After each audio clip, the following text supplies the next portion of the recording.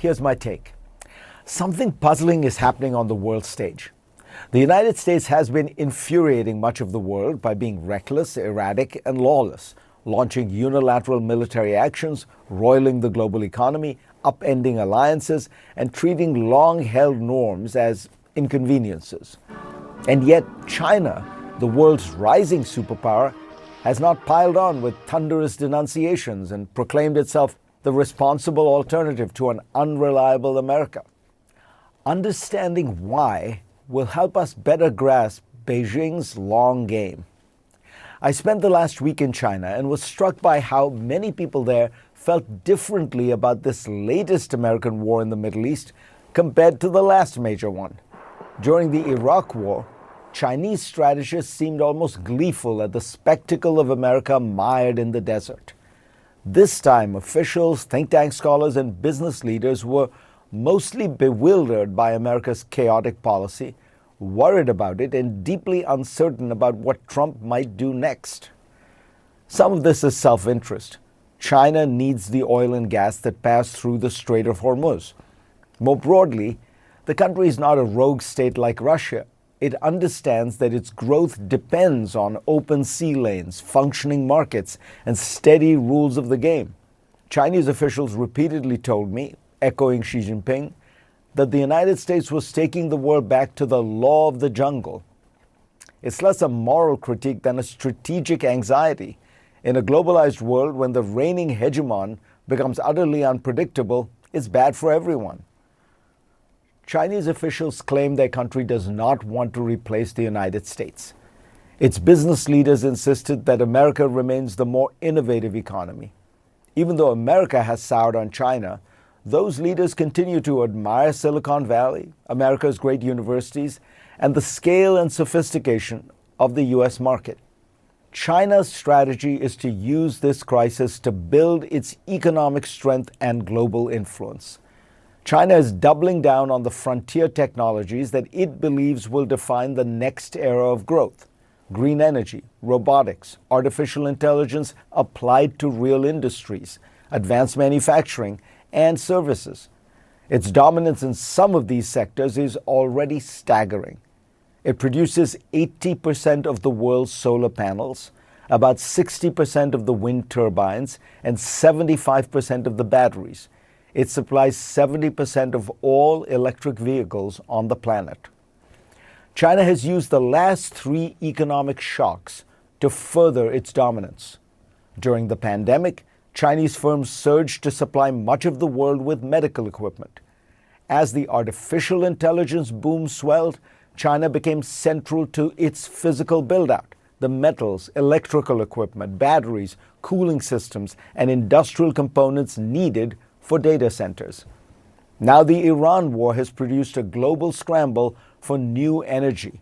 Here again, China is the indispensable power. It dominates the green technologies, solar, wind, batteries, electric vehicles that countries will need to reduce dependence on imported oil and gas.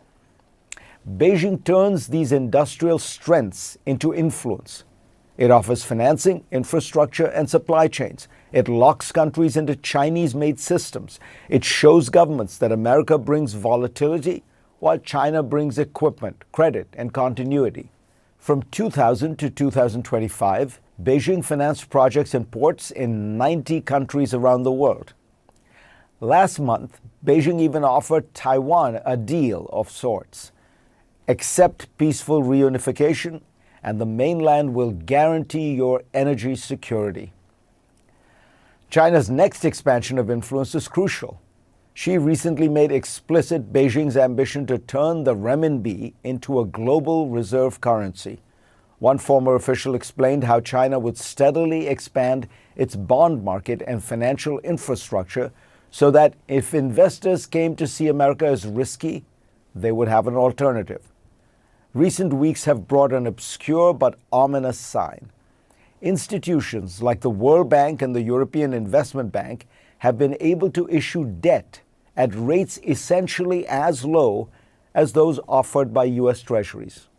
This threatens to end what has been called America's exorbitant privilege of having the world's reserve currency. If that erodes, America will get a very painful shock when its government and its households can no longer borrow so much so cheaply.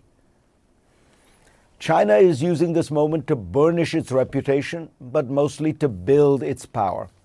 If the correlation of forces moves steadily in its favor, if America continues to squander its global influence, one day Beijing might decide that after all, it does want to take on the mantle of the world's leading power. And at that point, it will be too late for Washington to do anything about it. On Friday, Iran announced it was reopening the Strait of Hormuz. But on Saturday, it said the strait was closing again due to breaches of trust by the United States. Just hours ago, President Trump responded with fury on his Truth Social account, calling it a total violation of our ceasefire agreement. He also said that a U.S. delegation will be in Pakistan tomorrow evening for a second round of negotiations, and said that if Iran does not accept a deal, then the United States is going to knock out every single power plant and every single bridge in Iran. Now there are only 3 days left before the U.S.-Iran ceasefire is set to end. An Iran's top negotiator says the U.S. and Iran are still far from a final agreement. Joining me now is Vali Nasr. He is a professor of international affairs and Middle Eastern studies at Johns Hopkins University, and has author of an important book, The Grand Strategy of Iran, which in many ways, I would argue, predicts a lot about what has happened. Why is Iran being so intransigent in the face of these extraordinary threats that Trump has made? I mean, first of all, Iran thinks that through the 40 days war, they did make some strategic gains that they want to consolidate. And they also think that they can actually get a final deal with President Trump if they stand their ground. But the most important thing here is an issue of trust. I think in Islamabad, the opportunity was for the two sides to build trust that then would allow them to resolve things. But after the talks ended, I think trust has actually collapsed even further between Iran saying it will open the straits, the United States not lifting the blockade, and then President Trump issuing a series of tweets that the Iranians say were false and portrays the image like Iran has already surrendered even before there's a final deal. So I think what we see as Iranian intransigence is also Iran's deep distrust that this is all a ruse, that like what it happened in Geneva, the U.S. is setting them up for something bigger to come. The Geneva point is important because my understanding is the Iranians thought they were negotiating in good faith in Geneva, and in the middle of it, Trump starts the war. And so there is specifically a lot of lack of trust with the two negotiators, Witkoff and Kushner, correct? Yes, those two in particular, and especially in Geneva, the last round, because Iran did put forward very new things that it hadn't done before. It went much farther than it had gone before. And what it got instead was bombing. In other words, it's not like the U.S. said, okay, these are great concessions. I want you to concede even more, and I'm going to be tougher until you concede. It just went straight to war. And he had done this once before. When a war happened in June, they were also in the middle of negotiations. With Witkoff and Kushner. With Witkoff and Kushner. So the Iranians are extremely suspicious that maybe this whole Islamabad exercise is theater as the United States builds its forces in the region, sort of learns the lessons of the first 40 days, and Trump may go back to war again. So, and also this whole talk about Iran has made concessions is a way of actually creating confusion in Tehran and breaking ranks within Iran. My own view on that is that Trump is just talking down the stock market. He knows that every time he says things like, we're close to a deal, they've surrendered, the stock market doesn't collapse, which is one of his goals. Is there new leadership in Iran and how to think about that issue of these new people? Are they divided? Are they more hardline? I believe there is a cohesive leadership. In other words, the top 4 or 5 people are all have known each other, have worked together, are from the same ilk in Iran. They are all Mujtaba Khamenei's people, and he included. So it's not like you have a coalition at the top. You have the same ilk there. They're much more hawkish leaders in Iran. They are not restrained in waging aggressive war. But they've also shown that they are willing to lean into negotiations and diplomacy as well. What does a more hardline mean?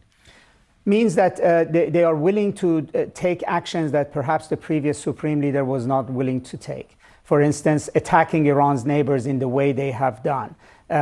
Be willing to escalate with the United States. And as one of the advisors to Mujtaba Khamenei said, it's not an eye for an eye, it's an eye, a head, a hand, a neck. You know, as we sort of, if you provoke, we'll provoke even further.